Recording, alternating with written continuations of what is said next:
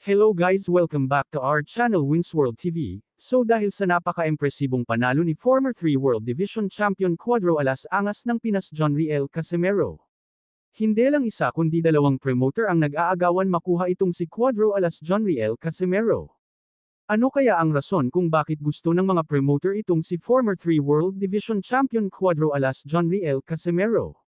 Ayon sa kanila, si John Riel Casimero ay kayang-kaya mag-promote mag-isa sa kanyang laban, dahil kayang-kaya niya mag-entertain ng manunood, hindi rin siya boring panuurin, nandyan din ang excitement sa tuwing tutungtong siya sa ibabaw ng boxing ring, at iba pang magagandang katangian ni Cuadro Alas John Riel Casimero.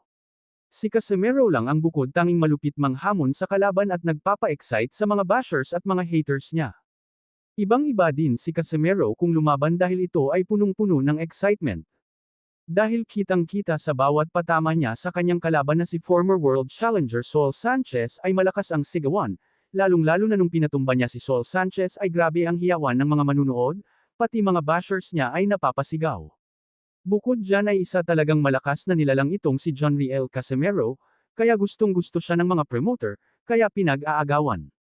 Ngunit ganun pa man, ay sorry na lang sila dahil hawak na ni Masayuki ito si John Riel Casimero. Dagdag pa sa ating mga balita, Masayuki ito, nilalakad ang bagong makakalaban ni John Riel Casimero. At posibleng maging undercards fight sa labanan na Naoya Inoue vs Sam Goodman itong si former 3 World Division Champion Cuadro Alas John Riel Casimero. Sa ngayon ay matunag na ang pangalan ni Junto Nakatani na hanggang ngayon ay under negosasyon peren, dahil wala pang sagot ang kampo ni Junto Nakatani sa alok ni Masayuki ito. In my thoughts obsession, I will not stop, no I'm never second guessing. I got a God complex, haters love to hate but Damako naman tayo sa iba pang mga balita. So undefeated Pinoy top prospect na si Carl Hamas Martin, ang may malaking posibilidad makatapat ni current undefeated and 4 World Division Champion Naoya Inoue aka the Japanese Monsters, dahil si Carl Hamas Martin ay kasalukuyang pangatlo sa world ranking ng WBO sa 122-pound Super Bantamweight Division.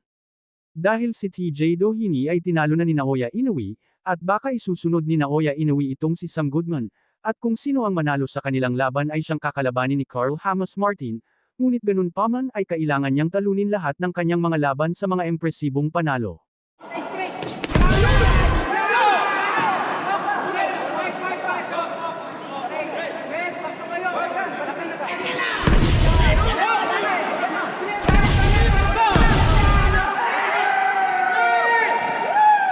Mangyayari ang Carl Hamas Martin vs Naoya Inoue, kapag itong si Naoya Inoue ay mananatili pa sa Super Bantamweight Division. Dahil maraming usap-usapan na balak na itong umakyat sa 126-pound Featherweight Division, ngunit ganun pa man ay kung sakaling man umakyat si Naoya Inoue sa ibang division ay mababakante na ang 4 na division, kaya malaking posibilidad na makuha lahat ni Carl Hamas Martin ang 4 na world title kung sakaling iwanan ni Naoya Inoue ang Super Bantamweight Division. Napakalaki ng tiwala ng mga Pinoy fans dito kay Carl Hamas Martin sa taglay nitong lakas para makuha ang kampyonato.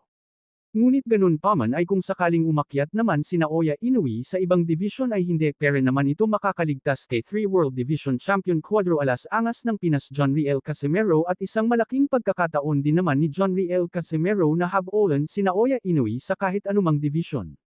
Dahil nakalock target na itong si Naoya Inoue kay former 3 World Division Champion Cuadro Alas Angas ng Pinas John Riel Casimero na inaasahan na babali at puputol sa pamamayagpag nitong halimaw ng Japan.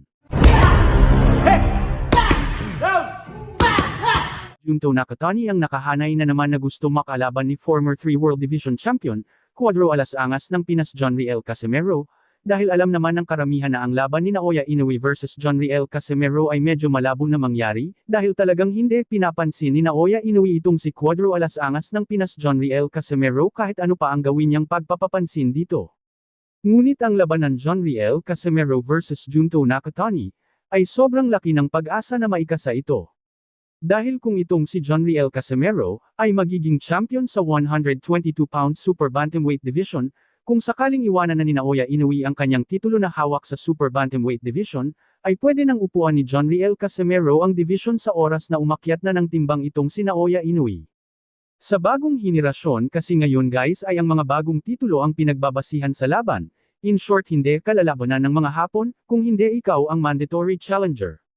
Uhaw na uhaw kasi ang mga Hapon pagdating sa titulo. Kaya kung si John Riel Casimero ang maging champion sa naturang division ay tiyak may pag-asa itong si John Riel Casimero makalaban si Junto Nakatani. Kakayanin kaya ni former 3 World Division Champion Cuadro Alas angas ng Pinas itong si Junto Nakatani? Halina't panoorin natin sabay-sabay ang mga knockout highlights ni Junto Nakatani, kung gaano nga ba kalakas ito. Head right now. Doubles up the uppercut and then goes with a knockdown, scored with a right uppercut. Oh! A straight left hand. Oh!